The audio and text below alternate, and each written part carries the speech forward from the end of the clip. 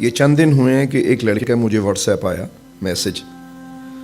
اس نے مجھ سے پوچھا کہ حضرت آپ سے ایک بات کرنی ہے. میں نے کہا جی کریں.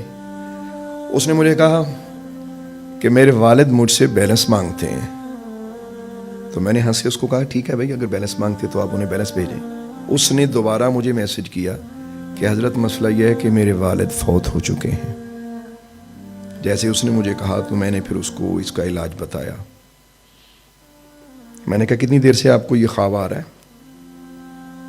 اس نے کہا تقریباً 2.5-3 سال ہو گئے ہیں. خواب آتا ہے، مہینے بعد 2 ماہ بعد خواب آتا ہے مجھے.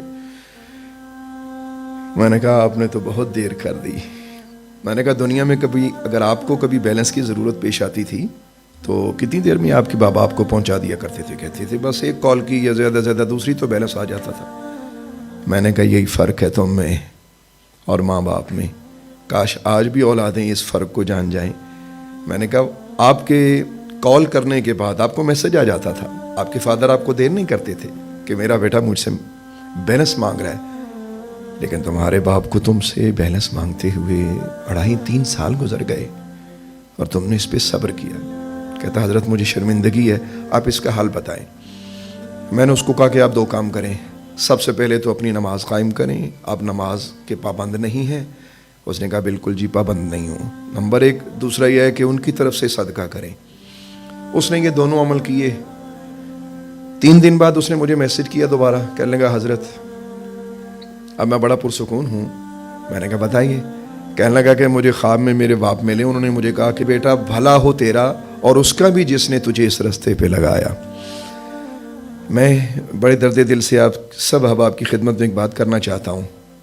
دیکھیے اس واقعے نے ہمیں کیا سکھایا؟ اس واقعے نے ہمیں یہ سکھایا کہ دنیا سے جانے کے بعد انسان کی کچھ ضرورتیں ہوتی ہیں.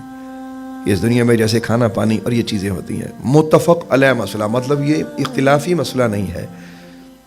سب کا اس پر اتفاق ہے کہ فوت ہونے کے بعد انسان کو وہاں ضرورت ہوتی ہے، جس کو ہم ایصال ثواب کہتے ہیں.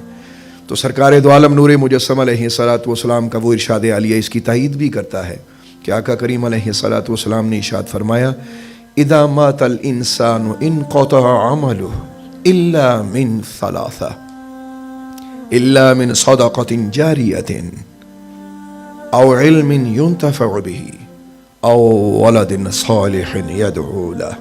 فرمایا کہ جب انسان دنیا سے چلا جاتا ہے تو اس کے تمام اعمال منقطع ہو جاتے ہیں، ختم ہو جاتے ہیں. اب وہ عمل کوئی نہیں کر سکتا. لیکن 3 اعمال ایسے جن کا ثواب اسے مرنے کے بعد بھی ملتا ہے. ان میں سے پہلا صدقہ جاریہ، اور دوسرا وہ علم جو کسی کو پڑھا گیا ہو. وہ جب تک اس علم کی تعلیم ہوتی رہے گی، ترویج و اشاعت ہوتی رہے گی، تو پڑھانے والے معلم کو یا معلمہ کو اس کا فائدہ ہوتا رہے گا. اور تیسرا اگر بیٹا باپ کے لیے دعا کرے تو باپ کو ہمیشہ فائدہ ہوتا رہے گا. میں امید کرتا ہوں کہ آپ اپنے ماں باپ کو بیلنس بھیجیں گے.